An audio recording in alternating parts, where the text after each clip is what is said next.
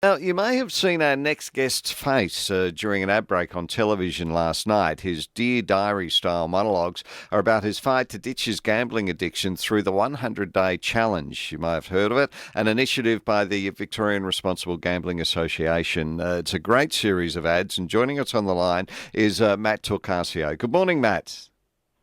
Hello, Hi, Matt. Glen, how are you? Look, I'm very well. More importantly, how are you? I'm doing quite well, actually. The 100-Day Challenge is just finished, and I've come out a stronger and better person. Hey, let's talk a little bit about yourself, Matt, for those who might not have seen the ad series. How old are you? I'm 26. Okay. What do you do for a living? I am a landscaper and curber Okay, so you've of the trade. Yep. been a tradie since what age? Probably 16 when I first left school. I also did plumbing as well, and yeah, I've always been in some sort of trade. Okay, so you've been earning money for the last 10 years, basically. Yeah. Yeah, all right. Now, I found it fascinating as to how a person as young as yourself managed to get into gambling, but I've been told this is a real concern for the community because lots of young people are dabbling in gambling and it can have catastrophic effects. How did you first become involved with gambling? I think it was. I actually had a little bit of a bad story. My mother's been fighting brain cancer for about 20-odd years now, and sort of as soon as I turned 18, it was the pub scene and going out with all your mates. The only time I sort of forgot about the dramas that were sort of happening in my life, and it was pretty much being intoxicated out with my mates that led to me starting gambling, and from there it sort of blew out a few big wins, and in the end, I was just always chasing for the big win. Yeah, Matt, what sort of gambling were you doing? What, the horses or the pokies or what? Unfortunately, I was doing them all. It would be the fake horses, the real ones, the dogs, the pokies. It was just the whole gambling together. Okay. I ended up getting into. All right. So you started at 18 years of age. How much would you have been spending at that stage on gambling? Back in those days, I was still an apprentice. So it was only a couple of hundred at the start, which is pretty much most of your wage back in those days. But Yeah. What did it blow out to at its worst stage, Matt? over $1,000 probably a week. How much were you earning at that stage? Probably around 1,200. So majority of my wage was going through in some form or fashion of gambling. Yeah, yeah. Now, what happened when you didn't have enough money to gamble? Did you stop? I'd always try and find a way. I got to the point where I might have started selling some of my belongings or borrowed money off my girlfriend. There was always a way that I'd, even if it was only $50, just to get that feeling of playing. So Yeah. there was always a way I could get some money. Were the people close to you aware of the addiction you had? They were, but it was sort of hard to stop me from doing it because I'd go pretty. I wouldn't be myself. I'd be quite angry, and just to keep things calm, they'd lend me the money. Unfortunately, I was going to say, in hindsight, is there anything they could have done differently to have helped you? no. This is purely on myself, and I don't think until the day came that I wanted to quit, I don't think there was anything that anyone could have done. All right. When did that day come?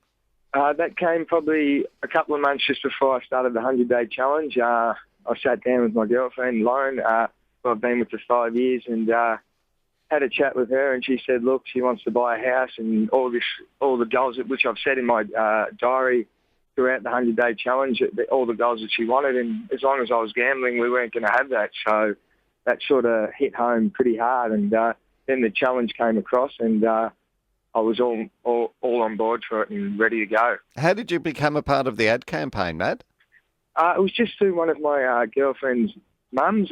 She was part of the organisation and realised she knew how bad of a gambler I was. So when the opportunity arose, she gave me a call, and at the time I was thinking about quitting anyway, so it couldn't have come at a better time. When you say thinking about quitting, I'm sure you thought about quitting on numerous occasions. Thinking about it and doing it are two different things, I would imagine.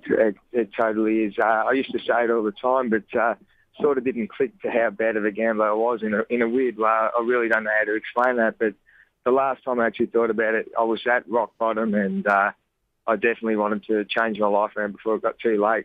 Have you been able to turn it around? The 100-Day Challenge has been a massive success for me. I actually now can go to the pub and watch the footy and have a beer with my mates, and the shining lights of the pokies or the horses actually do not affect me. And to be honest, I actually feel sorry for the people that still play it. It sort of reminds me of how bad I really was. Had you kept gambling, I know this is hypothetical, but you're a young guy, you're able to nip it in the bud, one would assume. But could you imagine someone who's been gambling for 20 years, would it be any more difficult for them to give up as to what it was for you?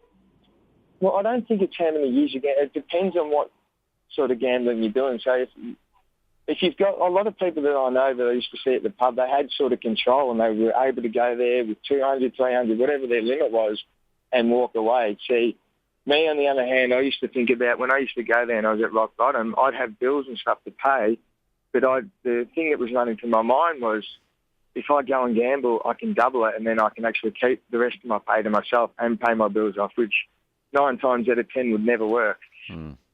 So, Matt, how close are you to getting a new home with your girlfriend? I reckon by this time next year, we will definitely have a deposit. Fantastic. That's great. Look, it's a great story. It's a great campaign. It's wonderful what you're doing for it too, Matt, making your whole life, virtually laying it out in front of so many people. Lots of people try to hide it, but you're doing a fabulous job, and that's a great story. So thank you very much for your time this morning. Thank you very much for having me on. You take care. Now, are you working for someone or your own business? Yeah, no, I work for someone now. It's called Quick Curb. All right. If anyone needs to find out about it, what's the best thing for them to do? They can go on the website. There's a big Quick Curb website, and my boss's name is Chris Holloway from Turin. So the best way is to go on the net.